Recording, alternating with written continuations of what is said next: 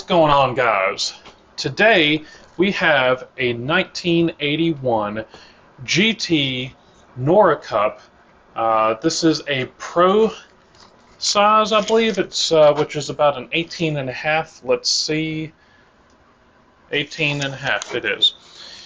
So the way I got this bike is a few years ago I was over at the flea market that's quite a ways from here, and there was this gentleman there that considered himself to be a bicycle shop. So you would go there, he would fix bikes, and he would sell all these bikes.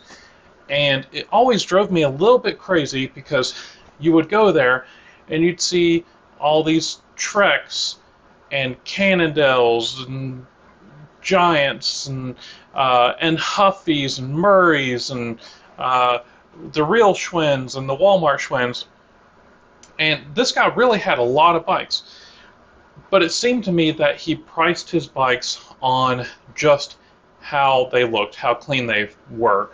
So I'd be walking along and I'd see this Huffy beach cruiser that costs like $120 new, and he'd have a $200 price tag on it, and then he would have this $500 Trek that would be the same price or even less. There were a couple of times that I saw that the really nasty cheap bikes were more expensive than the expensive bikes.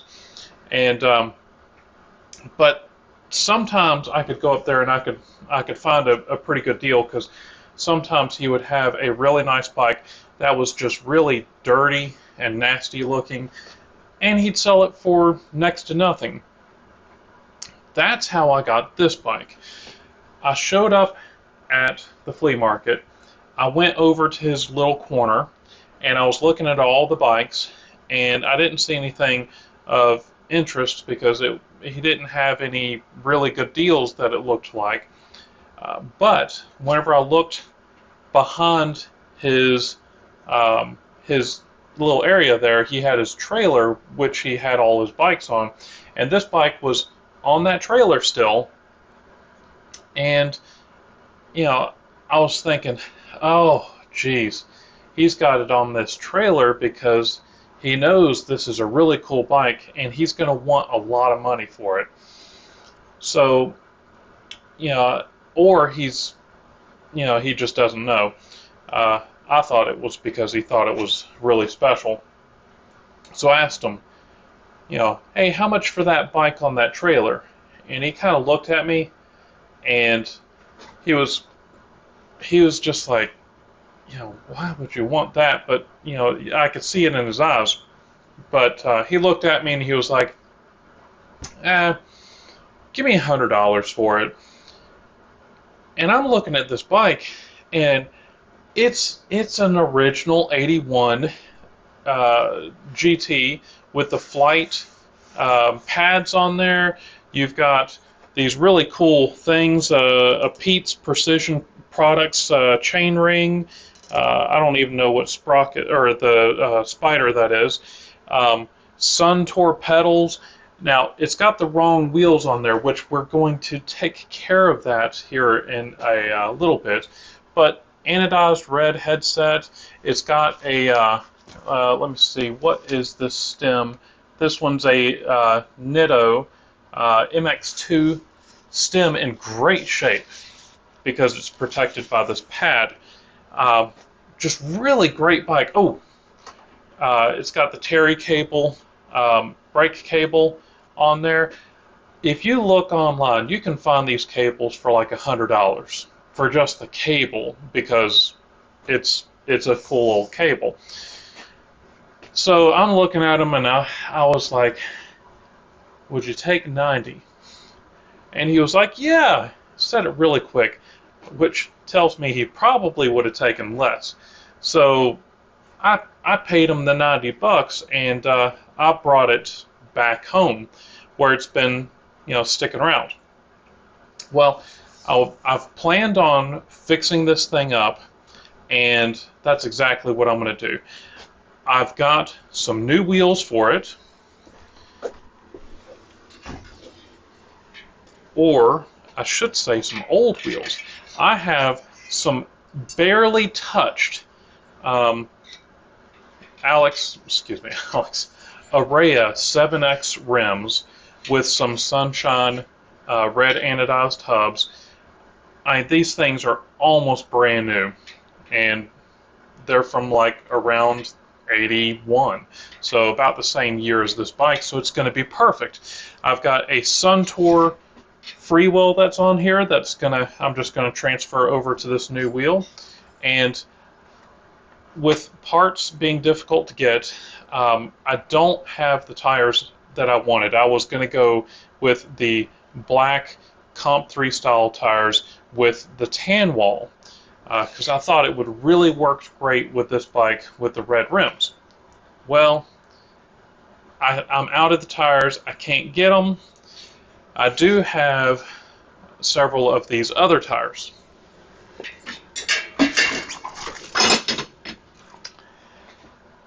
I think it's going to be a bit much, but it's what I've got. So what I've got is some red tires with the tan walls, which I think will go really well with this bike. So with that being said, let's get this bike good and polished up and get these wheels on there, the tires.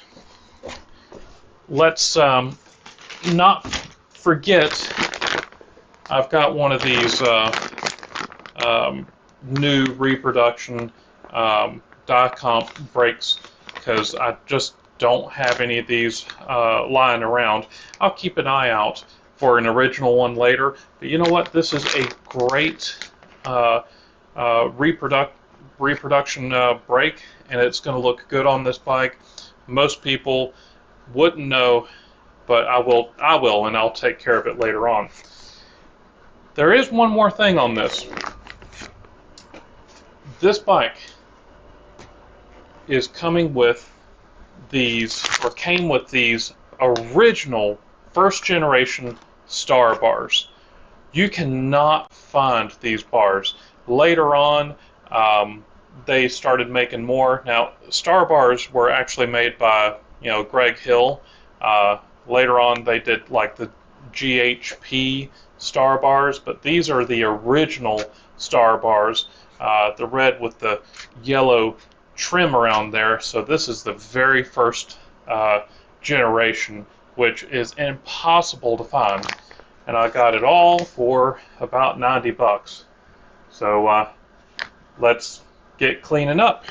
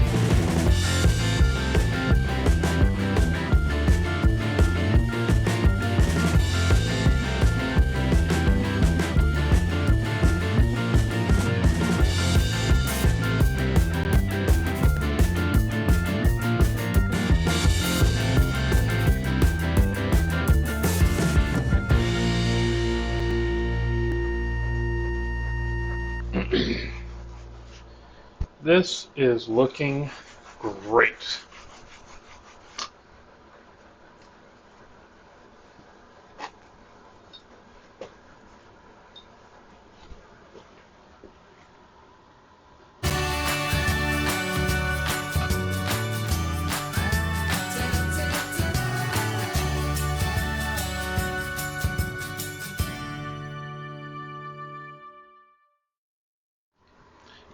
Now, if you're ever working on an older Freewheel that has a lot of stiction to it or doesn't sound good, what I like to do is I like to get a piece of electrical tape about 2 inches long, and I like to place it onto the rim of the Freewheel.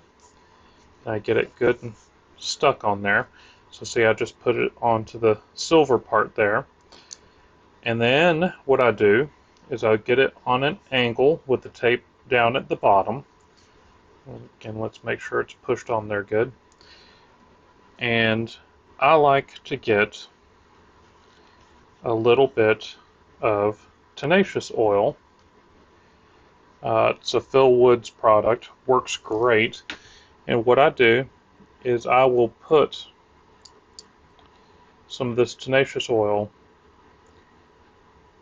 down here, and what will happen is you let it sit there for a few minutes, and that oil will penetrate into the Freewheel, and it gets into the bearings and the pawls, and it really works in there and makes it feel great. Look at that, it's sucking it right in. And so since it's sucking it right in, I'm going to kind of work it a little bit. And I'm checking the other side to make sure it's not leaking out the back. It started sucking it in real quick, and then it just kind of stopped. It's mostly gone. We'll let it work its way all the way in there.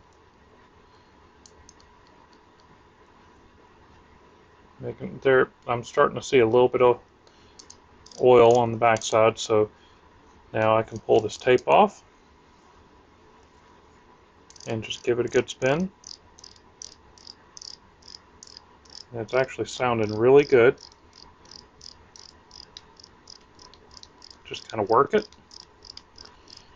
And then after you're done with it, just get a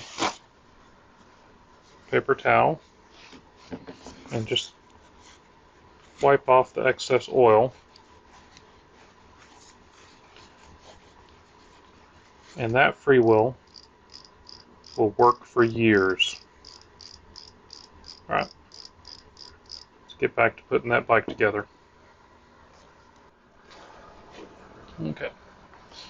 Now, I was looking at some of my past videos, and I see these socks lying around.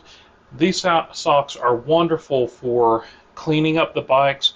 It's also great for trying to protect your camera, because these cameras, a good camera is going to cost you quite a bit, and to replace this camera right here, that's these Garmin Verb Ultras, they're going for like 500 bucks to replace them. So I actually put a sock on there, and whenever I'm filming, like with this camera right there, I take the sock off and I might put it down so it looks like I've got socks just littering the place. And I know I'm a bit of a slob, but I'm not that big of a slob. So if you see socks around, it's because I'm using them for cleaning up, like these, polishing these frames, and to protect my investment here.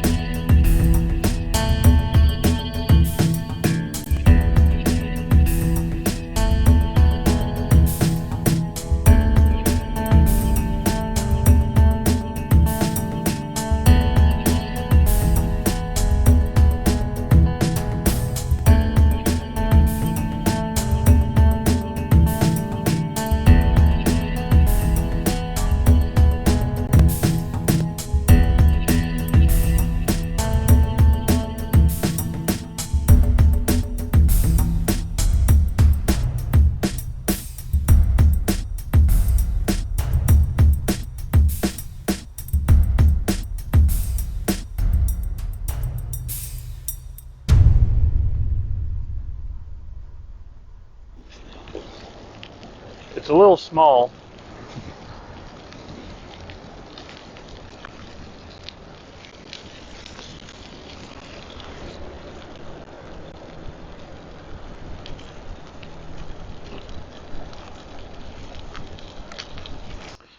Well, another great project here. This bike turned out great. I had a lot of fun doing it. I've had this for a little while now, and I'm real pleased to finally get it done. You can check out my bikes on BMX Museum. It's under All Out Bikes. Um, I'm going to try to keep an eye out for another red original brake for this because I'm using this Diacomp repop, but it looks great. I'm real pleased with it. Uh, I love the tires. I didn't want to put red tires on there. I am now glad I'm out of the black tires and I put these red ones because I think that it turned out great. If you liked this video, please leave me a big thumbs up, tell your friends, and check out some of my other videos just right down there in that corner. And please subscribe to my channel just up there in the top corner. And I will see you in the next one. Thanks.